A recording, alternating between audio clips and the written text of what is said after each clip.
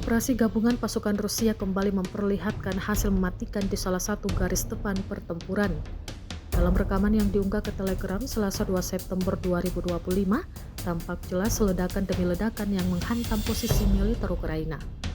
Serangan itu dilakukan dan sekaligus memusnahkan sejumlah UAV serang jenis Baba Yaga dan Vampir milik Ukraina. Aksi tersebut dijalankan oleh unit Gunter Kementerian Pertahanan Rusia bersama SAG, Resa BTGR, Salut serta dukungan artileri dari perhitungan Skiv dan Baras 25.